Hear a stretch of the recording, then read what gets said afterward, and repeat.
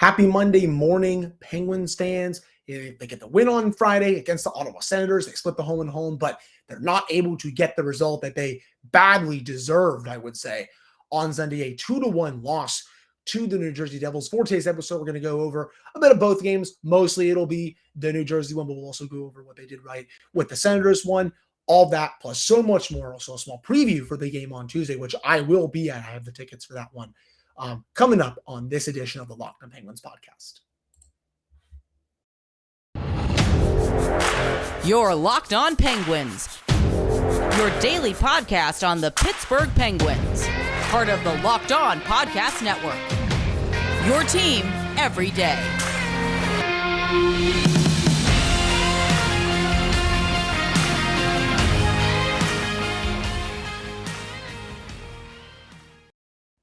Hello and welcome back to another episode of the Locked On Penguins podcast. I am your host, Hunter Hodes. Remember to follow me on Twitter at Hunter Hodes, all the show's Twitter at LO_Penguins. And of course, thank you all so much for making this your first listen of the day. Today's episode is brought to you by a new sponsor for our network, FanDuel Sportsbook, the official sportsbook of Locked On. Make every moment more. Visit FanDuel.com/LockedOn today to get started. So a little bit of news for that.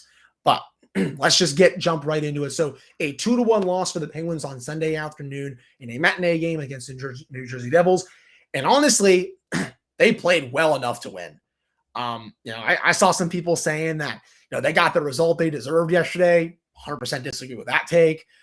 Sure, they've had struggles in overtime, and I'm going to get to that in just a second. That's going to lead off this segment here.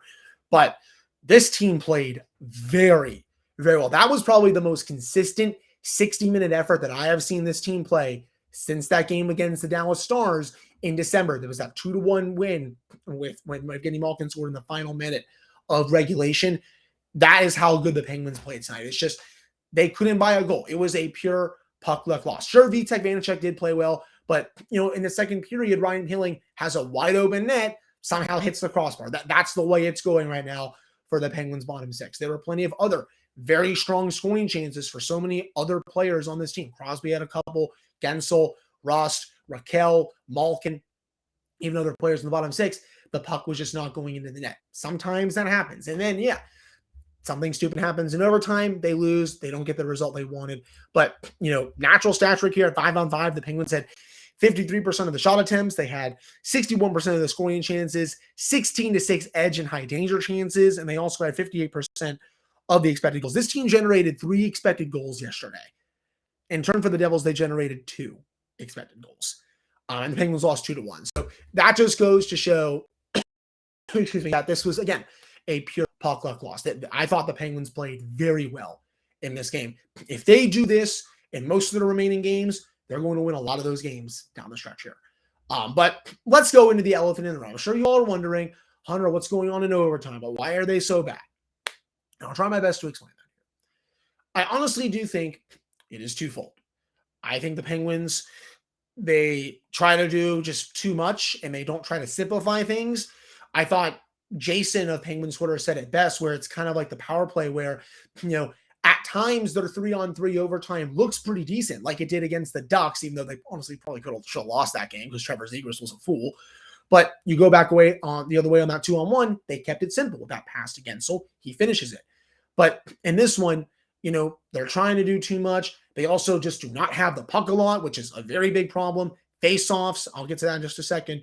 But I really do think the main thing is this team tries to do too much, and they go 0-100 so quick because they think the time is like going to expire. But when you have 5 full minutes to win the game, slow it down. Remember when Phil Kessel was on this team? He basically almost invented, just going in the offensive zone, not liking what he's seeing, pulling back, backing up a little bit, just surveying the situation. And then once he sees something that he liked, he went in and Penguins were able to win games that way. Right now, they are not doing that. They're just going 0-100 so freaking quick because they feel like they have to score right away, when no, you have 5 full minutes. Just take a chill pill. Everything is okay, just with the game. You don't have to, you don't have to just go so fast in those situations. That is one part of their overtime struggles. A second part, The deployment, I think.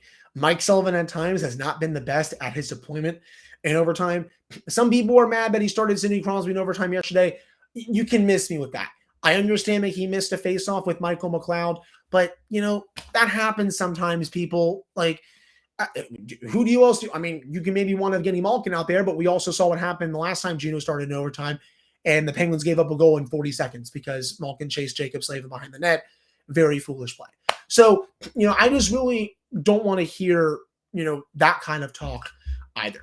But with deployment, where is Rickard Rakell in these overtime sessions? He's one of their best players in overtime usually, especially last year. It's not that this year. He puts Jeff Carter out there in useless situations. I don't know why. He puts Brian Dumoulin out there. I don't know why. So I think those are two of the main factors for why this team has stunk in overtime. And I also just think their brains just totally turn off. Yesterday, people were saying, oh, why'd they call that penalty and all that? People, go back and watch the replay. Seriously. That was the most textbook too many men, Paul, that you could obviously see. Imagine that imagine they didn't call that and the Penguins won that game. Imagine the outcry that would be happening. Oh, the Penguins get all the calls, blah, blah, blah, blah, blah, blah, blah. I mean, imagine if that happened with the Devils and they scored on that and they didn't call a penalty. Imagine how the outcry would be for that. I know some people were upset. How upset would you be if that happened there? It was just a very brain-dead play by a Marcus Pettersson. Jeff Petry was not even close to the red line, let alone getting back to the bench. He just jumped on too early. He decided to cheat. He thought it would work out. They scored. It got washed out right away. Sometimes officials miss that, but most of the times, I would say maybe 80% of the time, they're not going to miss a call that is easy as that one. Right call. Penguins, they played with fire. They screwed up.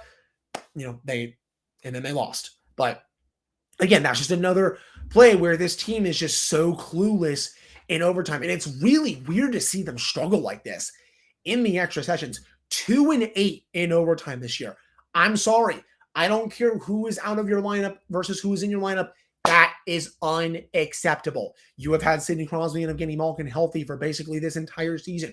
Rickard Rakell's been out there. Jake Guentzel, Brian Rust. I know Letang has been out for the last few weeks, but even before that, they were still struggling really badly in overtime. And I know Jeff Petry has also been out for a little bit as well. But again, that said, there are no excuses to be 2-8 when you have all that talent at your disposal in overtime. Right now, standings-wise, they are 3 points behind the Rangers, right?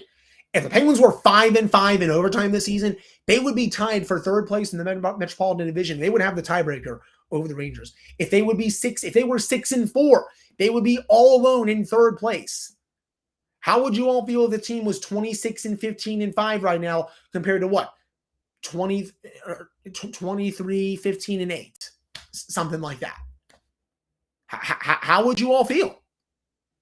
Probably a lot better than how you're feeling right now. I'll say that. So, I understand that 3-on-3 goes away once the playoffs start, but you still have to win those games. And I get a lot of them are 50-50s, but some semblance of structure is needed in these extra sessions.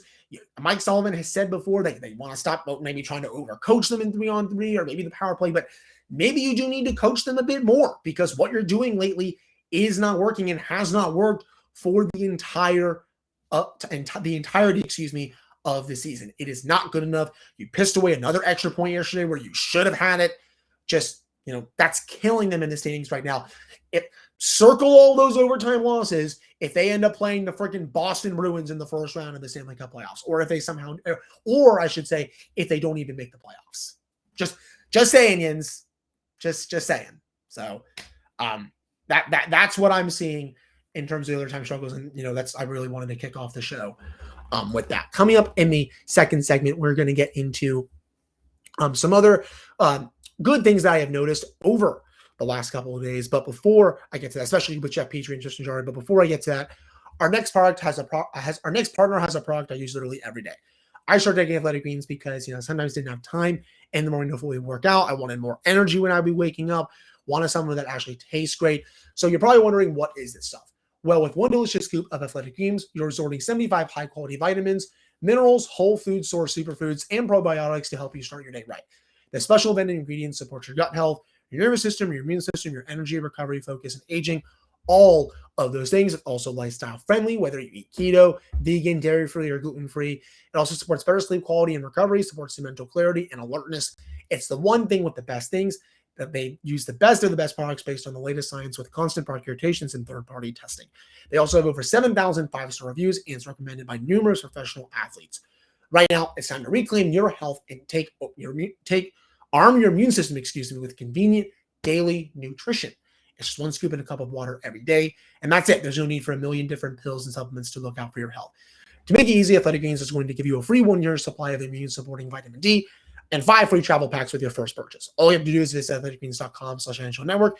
Again, that's athleticgreens.com/NHL-network to take ownership over your health and pick up the ultimate daily nutritional insurance.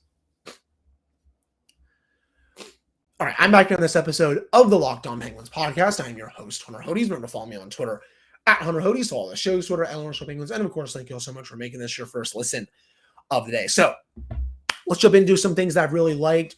Honestly, going back over the last week. So Penguins, over the last 8 games, they've gotten 10 out of a possible 16 points, and it's no coincidence that some players have started to come back. Jeff Petry came back on Friday, made a big difference right away. You could really see he is better on the power play than Ty Smith. Tristan Jarry, he's been fantastic. His last 2 starts, only given up 2 goals, making all the saves you would want him to make as your number 1 goaltender. He has been awesome for this team. It's actually a crime that they haven't won these last 2 games because he's only given up 2 goals in over 120 minutes of action. That is how good Tristan has been. And if he keeps that up, I think this team's going to win a lot of games down the stretch. But again, it's really no coincidence that a lot of the injured guys coming back makes a difference. Ryan Poehling, even on Sunday. And I'm not the biggest Ryan Poehling fan. I will say that. But, when he was on the 4th line yesterday, that line actually was pretty dang good. They had, I believe it was, I'm looking at, just making sure what I have here. I think in almost all situations, over 50% expected goals, scoring chances, same thing. He was playing pretty decent. What Poehling, I actually will say when Poehling was on the ice yesterday, I think he had a 95% expected goals rate. So he was making a difference. It's just he couldn't put the puck in the back of the net. And this team is very close to getting Chris Letang back. Josh Archibald, he's probably going to come back. And, again, I wasn't the biggest fan of the Archibald signing, but I will gladly eat crow on it because he's been pretty good when he's been healthy this season. He scored 4 goals. I have no problem admitting when I was wrong about something, as you all know. And I think that addition to the 4th line with Poehling and Blueger could pay dividends because the 4th line has been decent when it's been healthy this season. We all know that it's been the 3rd line that's been the main culprit. But, the bottom 6 overall, still need some work. But, the Penguins have been doing a lot of things right 2 games. That showed on Friday against the Ottawa Senators. Yeah, did they have a little bit of a time in the 3rd period where they gave up a little too many shots and swing chances? Sure. But I thought for the first 40 minutes and then after that time in the 3rd period, they really shut down the Senators and they didn't really give them much. Tristan Jarry was also fan-freaking-tastic. That continued over into the game on Sunday against the Devils where they held New Jersey to not even 25 shots. Outside of that Jack Hughes goal, can you all even think of a good scoring chance that the Devils had for the rest of that game? No. And, the Penguins, when they are healthy, they can beat you with strong defensive games. They can play you, a la like the New York Islanders or something like that when Barry Trotz was at least the coach. So, that's always been, on their resume. It's just when they have had guys out, that's where they're giving up a lot more goals against and scoring chances against and all that other stuff. But you saw yesterday the blueprint for them winning that kind of game. It's just, again, that's the kind of game where if you just had any ounce of a true bottom 6, they walk away with that win. Last 7 games, bottom 6 has scored 1 or 2 goals. It's not good enough. Over the last 8 games, only Jeff Carter, funny enough, Jeff Carter has the most goals from the bottom 6 in the last 8 games with 3. One of those an empty netter. So you take that away. In the last 8 games, the Penguins, the The player with the most goals in the bottom 6 is Jeff Carter with 2. Everyone else has 1 or zilch. It's not good enough. And I understand that Ron Hextall has probably constructed this team to where, he wants the top 2 lines to give you all the offense and he wants low event hockey for the bottom 2 lines. But I'm sorry, that's not a true recipe for success at the NHL level. It's just not good enough. And you saw that in the game against New Jersey. Yes, they had all that zone time. Yes, they had all those chances, but who is going to finish those chances in that bottom 6? Because Barry Kapanen, he's flawed. He's had a kind of a bad season, but, he's probably also your best player in the bottom 6 right now. That's how dire things are. Brock McGinn, his scoring has dried up, as I thought it would. Danton Heinen hasn't done anything since October when he scored against the Columbus Blue Jackets. I know Ryan Poehling just came back, but even before he got hurt, he also wasn't scoring either. Maybe Josh Archibald will be the big fix because he had 4 goals prior to getting hurt. But still, you need a bottom 6 if you want to go anywhere. And in that game against New Jersey, you really saw where that hurt the Penguins. And honestly, even that game against the Ottawa Senators as well. They only won that game because the top 6 produced. Jason Zucker scored 1. Jake Ensel had a couple. Brian Russ played very well. Sidney Crosby, Kenny Malkin. So, it's when their top 6 is playing well, they are carrying them to victories. I'll keep saying it. So, but again, that's just how the team is constructed. Overall, again, I really like the way they've been playing the last couple of games. Even honestly, the last week, 10 out of a possible 16 points in the last 8 games. This past week, when they really needed points, 6 out of 8. They probably should have had 7 out of 8. They could have had all 8 if they knew how to play in overtime. But that's the way this go sometimes. And hopefully you all cannot hear that downstairs. Thrawn and Teddy are having the time of their lives just playing. Yeah, I don't know what's going on down there. But anyways, that wraps up this segment. I will say this just to finish up, though. Penguins keep playing the way they did against New Jersey, a result that they deserved. They are going to win a lot of games. And they're also going to get some more guys back. That's only going to help them as they get, towards the home stretch of the season here. Big week coming up. First, against the Florida Panthers. I'm going to preview that game coming up in this final segment. But before we get to that, let's take a time to talk about our new sponsor, FanDuel. The NFL playoffs are here. We're really excited about our new sports betting partner for Locked On because they are the #1 sportsbook in America, and that is FanDuel. And if you're new to FanDuel, that's even better. They have so many great features that make betting on sports fun and easy. New customers, join today to get started with $150 in free bets guaranteed when you place your first $5 bet. You can just sign up right now at FanDuel.com/lockedon.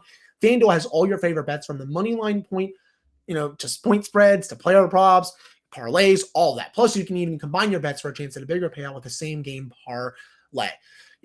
This weekend, with the 49ers and the Eagles, I like the Eagles money line. I don't think the 49ers are going to go into the link in Philly and win.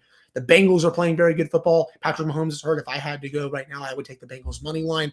That's just me, though. All on an app that's safe, secure, and super easy to use. So football fans, do not miss out. Place your first $5 bet to get $150 in free bets. Win or lose at FanDuel.com/lockedon. Make every moment more with FanDuel, the official sportsbook partner of the NFL and Locked On. All right, I'm back here in this episode of the Locked On Penguins podcast. I am your host, Hunter Hodes. Remember to follow me on Twitter at Hunter Hodes. Follow the show's Twitter at LO_Penguins. And of course, thank you all so much for making this your first listen of the day. All right, so let's jump into it. So Penguins Panthers on Tuesday, PPG Paints Arena. I will be there. Let me know if you are going. My girlfriend and I will be there. So if you want to go, you want to say hello to us, just send me a DM, just send me a tweet, whatever. If you're on social media, I'll definitely have to. I won't talk about the team and such, but this is a big game standings wise. Right now, the Penguins have a lead over the Panthers. The Panthers are 3 points back. The Penguins also have 2 games in hand. So if they're able to win this game in regulation, they will be 5 points up on one of the teams that is currently chasing them for that final wildcard spot. They also are only 2 points behind the Washington Capitals for the first wildcard spot, and they also have three games in hand on the Capitals. That's going to be massive because they will play the Capitals this Thursday, 7 o'clock start time in Washington, D.C. 2 really big playoff implicated matchups for the Penguins this week before they will play the San Jose Sharks on Saturday, a team that is very bad this year. But in terms of the Panthers, this is a team that has been struggling again as of late. Paul Maurice is just not being able to get a lot of this group, but still, this is a lineup that is very dangerous. Anton Lundell on the top line, Sasha Barkov, Sam Reinhart. We all know how good Barkov is. I think he's one of the best two-way centers in hockey. Can do it all offensively, can give it right back defensively. He is awesome. Reinhart, great goal scorer, very well-deserved of being on that top line. On their second line, Matthew Tkachuk, Sam Bennett, and Carter Verhaeghe. Verhaeghe had a great season last year. Sam Bennett has really come into his own since coming over from Calgary. Tkachuk, he's obviously great. He's going to be the main one to look out for. I don't know why he's not on the top line, but they're believers in spreading the wealth. So I think it's probably okay overall. But Tkachuk, just like his brother Brady, probably a little to a more extent, he's going to try to be, just an ass on the ice. Part of my language that I don't really, say all that kind of stuff on my podcast, but that's probably what he's probably going to do. He's just going to be difficult to play against, a bully. That's just who he is. And, he's very gifted with the puck. I think he's one of the top 15 players in our game today. The Penguins are going to have to be on very high alert when he is out there. Third line, Eetu Alusarainen, Nick Cousins, with Denisenko, Ryan Lomberg, Chris Tierney, Giovanni Smith. Defensively, Gustav Forsling with Aaron Ekblad. I think that's one of the more underrated top pairings in the league. Ekblad, he will be available for this one. I don't really think he played in the last matchup. I believe he was hurt, but he is back for this one. Mark Stahl, Brandon Montour, Josh Marhura, and then Radko Gudas to round up things defensively. And then goalies-wise right now, Spencer Knight and Sergei Bobrovsky are both out. At least as of this recording, Anthony Duclair, Patrick Hornqvist, and Mark Stahl, they are still it says Mark Stahl is on IR, but according to Daily Faceoff, he's not on IR, so I don't really know. But right now, it looks like Knight and Bobrovsky are out. So that means if they are both out for this game, as of this recording, Alex Lyon will be in line to start this one, which, he's I believe he's a former Philadelphia Flyers goaltender from a few years ago. But if one or both of Bobrovsky or Knight are able to go, I would expect one of them to start. I would start Spencer Knight if he is able to go. But if he's not, or Bobrovsky not able to go, it'll probably be Alex Lyon. So the Penguins will have the goaltending matchup in this one, because I would expect Tristan Jarry to start here. The Panthers, they play a little bit of a different style under Paul Maurice. It's not that run and gun show that you saw under what's his name? Andrew Brunette, last year, where they were averaging 4 goals a game. No, Paul Maurice does not do that. He is a very defensive-minded coach, I will say, and he will make sure that this team is playing, a lot of 2-1, 3-2 games, and that kind of stuff. Missing the playoffs for the Panthers this year, I do not think is an option. They have all that talent. They just made that massive trade for Tkachuk, and they sent out both Mackenzie Weegar and Jonathan Huberdeau. They were expected to take a big step this year, and they have not done that. But Penguins to win this game, you got to shut down Tkachuk, and they just got to do what they did in the last matchup. Take advantage of having the edge in goaltending. I think that's really big for the Penguins, and also just making sure you shut down their top 2 lines, because that's where most of their offense comes from. Their bottom 6, like the Penguins, it's not good. So if you can shut down Tkachuk and shut down that second line and make sure Sasha Barkov does not hurt you that much, the Penguins should be, more than capable of coming out of this one with a victory. Again, I will be there at the arena for this one. I'm really looking forward to it. It's a big game. If the Penguins can get 2 points here, they'll be 5 points up on the Panthers.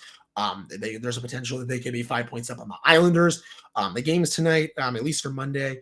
It's actually funny. The Panthers, and I will say this, Panthers are playing the Rangers tonight. They're going to Pittsburgh for this one. The Penguins, they will have the edge here. They're going to be facing a very tired Panthers team. If both Spencer Knight and Sergei Bobrovsky are not able to dress in this one, and then there's a potential that the Penguins could be seeing the Panthers 4-string goalie for this one. And just making sure I have everything on Twitter right here. So the Panthers, as just right now, actually, funny, I checked Twitter and I see this right away. Perfect timing for the recording. They've recalled Spencer Knight, and they've loaned one of their AHL goaltenders, Mac Guzda, back to AHL Charlotte. So it sounds like Alex Lyon is going to start tonight in New York City. Sergei Bobrovsky will not be available for the game. And the expectation, if he is okay, will be that Spencer Knight will start on Tuesday. So that is a big development So just kind of, if you listen to that before, just get that out of your ears. I still think the Penguins have the better matchup in net with Tristan Jarry with how he's been playing, but still having Spencer Knight for that game will be big for the Panthers. But again, the Penguins will have the edge overall because the Panthers are playing tonight. You cannot let a team come in there after playing the night before and just speed back. That has to be a win for the Penguins. So keep things simple. Play the same defensively the way you did against the Devils on Sunday. Limiting the Kachuk line, that's huge. Getting the power play back. We'll have to see if Crystal Tang is going to be available. The team, I think, is expected to practice on Monday, so we'll have to see who is practicing versus who is not. And then, maybe there's a chance that Josh Archibald plays as well. So again, thank you all so much for listening to this one. I think that does it for here. I will have a full game recap episode for the game on Tuesday, and then we will do Wednesday episode where we will preview the game against the Capitals and all that stuff for the rest of the week. So again, really appreciate you all listening. Thank you all so much. I will talk with you all on Tuesday.